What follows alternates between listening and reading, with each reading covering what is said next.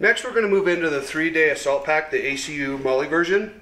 This particular pack is actually the airborne version, and I'll get into that in a minute, but we'll just go over some of the things. It's got the nice thick carrying handle on top, just to carry it, throw it up on the back of the truck. Padded shoulder pads, chest strap, and then you've got your adjustable shoulder straps up and down.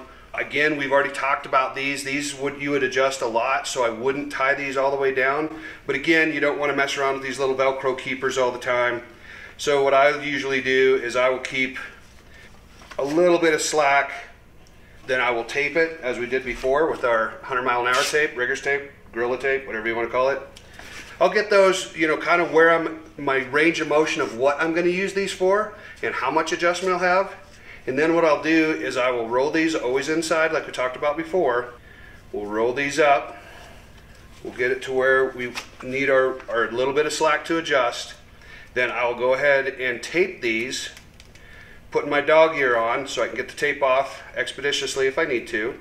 That is a lot easier to get into the elastic retaining strap than it is. Another nice thing about these, that this was a design for couple things. Since this is an airborne pack and you would use these as leg straps, you want to be able to quick release them.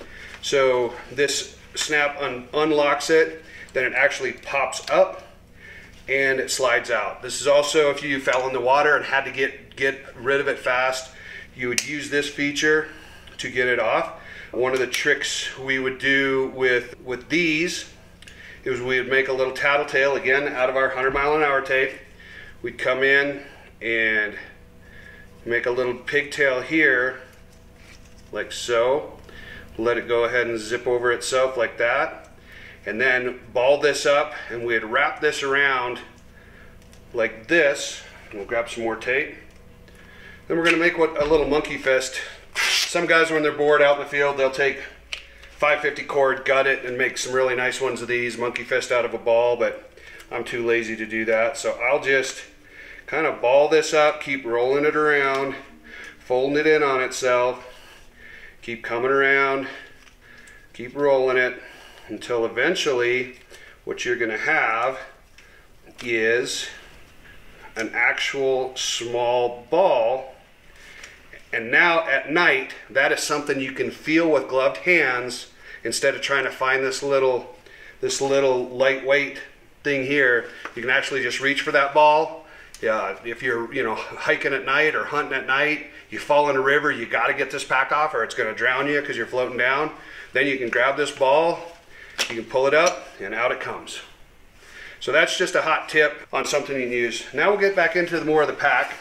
It does have a waistband. It does have MOLLE connections on the bottom. As we talked about before, again, I do the same thing with my waist strap as I do with everything else. What we were talking about before, that this is a airborne model, and how you can tell it's an airborne model is when we open the main compartment and look inside, you will see in behind this is just for structure. This is just to hold things in, and then it's got a small bit of foam. But inside here, you're gonna reach in and you'll pull out some long straps that, unless you knew what you were doing, you have no idea what these are for. And then also a folded strap that's wrapped through the frame of the pack. What this is for, since this is the airborne model, they put quick disconnects and rigging on these so you can wear them on the front of you when you're jumping out of an airplane. This right here is for your 8-foot lowering line or 12-foot lowering line, depending on which one you're using.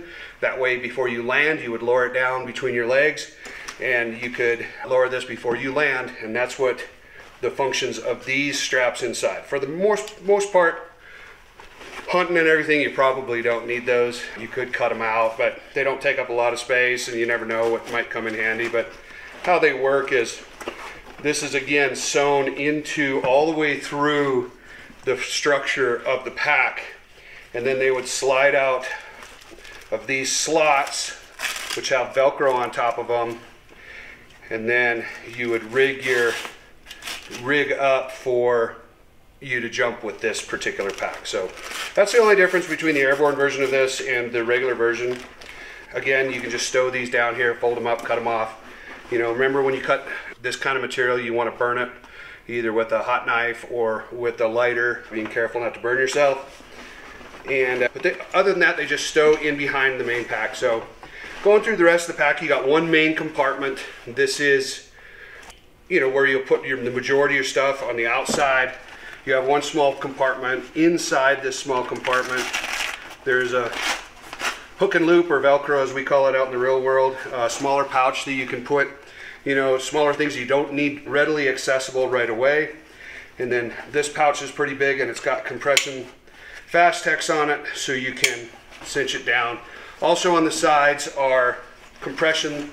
Anytime you're, you know, humping around, hiking, hunting, doing anything, you want everything to be tight. You don't want things rattling around in the back, especially if you're hunting. So you want to keep everything tight. You want to make sure nothing in there is bumping into each other. So these will pull together and cinch everything down so everything is nice and tight.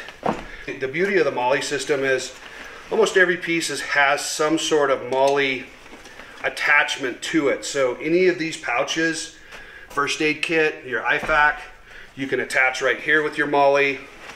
Any small compartments that you need, chem lights, fishing line, any of that kind of stuff, you can set them on here. You just remember we talked about always being balanced and weight distributed. We'll talk about loading this stuff when we get a little further into these, but that's the basics of the 3-day pack.